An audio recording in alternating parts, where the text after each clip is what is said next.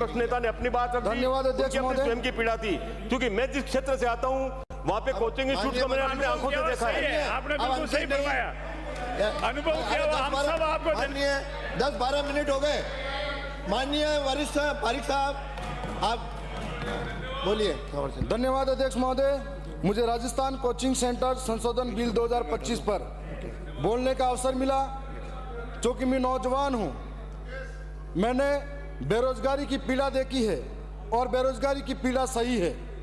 एक बेरोजगार, और सबसे बड़ी बात, मैं दक्षिणी राजस्थान के उस इलाके से आता हूँ जहाँ पर मूलभूत सुविधाओं का अभाव है, और उसके आंखों में अगर सपने हो बड़ा कुछ करने का, तो कोचिंग के बारे में किस तरीके का सोच सकता हो। जो बिल आया, मैं इस बिल को पढ़ा।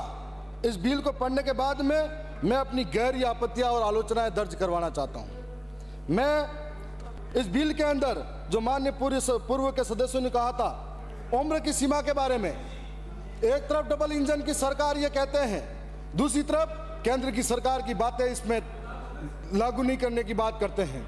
जहां पर केंद्र की सरकार कहती है कि 16 साल से कम बच्चा होगा जिसको कोचिंग सेंटर के अंदर पढ़ाया नहीं जाएगा, दूसरी ओर इनकी सरकार के अंदर 14 से 15 वर्ष के बच्चे को भी कोचिंग में दाखिला करवाया जाएगा। ऐसे बच्चे जो इस अपने आप को समझ नहीं पा रहे हैं, वो भी अगर कोचिंग में जाएंगे तो उनकी मानसिक दबाव कितना हो सकता है, ये सोचने और विचार करने की बात है।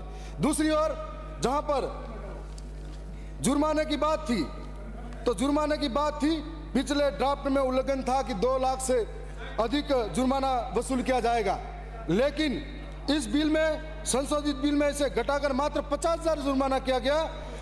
प्रश्न यह है कि क्या इतने बड़े कोचिंग उद्योग जो कोटा में हर साल सालाना 60,000 करोड़ रुपए कमाते हैं, वो 50,000 जुर्माना आसानी से दे पाएगा कि नहीं दे पाएगा।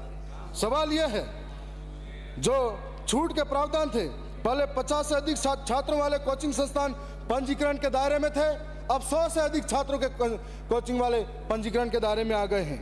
तो ये इसका सीधा मतलब है कि सैकड़ों छोटे छोटे कोचिंग सेंटर जहां नियमों का सबसे बड़ा उल्लंघन होता है, वे पूरी तरह से इन कानून के बाहर हो जाएंगे।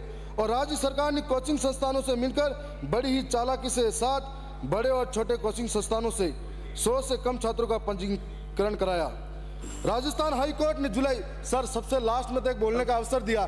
मुझे लगता है कि मैं आदिवासी क्षेत्र से आदिवासी विधायक हूं, इसलिए मेरे साथ हर बार अन्याय होता है, मुझे लास्ट में बोलने दिया जाता है और समय का भी मुझे पाबंद किया जाता है। सर ये नहीं हो सकता। सर मैं, राजस्थान हाई कोर्ट ने जुलाई 2025 में स्पष्ट निर्देश दिए थे कि जब तक राज्य का बिल कानून नहीं बनता तब तक केंद्र की गाइडलाइंस लागू नहीं की जाए।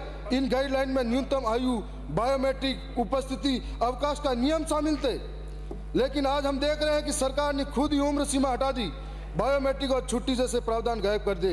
क्या यह सीधे सीधे हाईकोर्ट के निर्देशों की अवहेलना नहीं है? छात्र आत्महत्या और मानसिक स्थिति, जो कोटा और अन्य शहरों में छात्रों की आत्महत्या हो रही है, केंद्र की तुलना में इस बिल के मामले में केंद्र 16 वर्ष के कम आयु पर रोक लगा रहा है, राजस्थान आयु सीमा हटा रहा है। केंद्र बायोमेट्रिक उपस्थिति, छुट्टियां अनिवार्य कर रहा है, राजस्थान इन प्रावधानों को बाहर कर दिया है।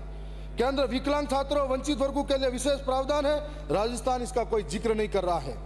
यह स्पष्ट है कि जहां केंद्र ने सुरक्षा, समानता और कल्याण की दिशा में कदम बढ़ाया था, वही राजस्थान का संशोधन बिल उल्टे रास्ते पर जा रहा है। यह बिल छात्र हितैषी नहीं बल्कि कोचिंग उद्योग हितैषी बिल है। और मैं सदन से निवेदन करना चाहता हूं कि संशोधन बिल को पुनः विचार हेतु भेजे। सबसे महत्वपूर्ण बात कि विद्यालय के अंदर जो पढ़ा रहे हैं उनको कोचिंग सेंटर पे नहीं लगाया जाए। मैं एक और विशेष बात कहना चाहूँगा कि दक्षिणी राजस्थान से आता हूँ, मैं बेरोजगारी की पीड़ा देखी है। कांग्रेस की सरकार के अंदर जब पेपर लीक हुआ था तो उस पेपर लीक के अंदर मैं भी शिक्षक बन जाता, लेकिन लीक हो गया था। इसके बाद में मैं ये कहना चाहूँगा कि एसआई भर्ती का पेपर रद्द हुआ। एसआई भर्ती का पेपर रद्द होने के बाद में, माननीय अध्यक्ष महोदय 1 मिनट के अंदर खत्म कर रहा हूँ कि उस पेपर रद्द होने के 1 मिनट में, माननीय अध्यक्ष महोदय, एसआई भर्ती के अंदर बेईमानों की फौज में ईमानदार मारा गया, बेईमानी की फौज में ईमानदार मारा गया। दोनों सरकारों ने बयान दिए कि यहाँ पर चोरों को पकड़ेंगे, मगरमच्छों को पकड़ेंगे, आरपीएससी को बंद करेंगे, लेकिन आज वो चोर और मगरमच्छ तो उनकी बगल में, उनके बंगलों में घूम रहे हैं और उनकी ऑफिसों में घूम रहे हैं, और आज उसकी वजह से ईमानदार मारा गया। हमारे जैसे लोग 5-5 साल तक महंगी फीस चुकाने के लिए कोचिंग में आते हैं।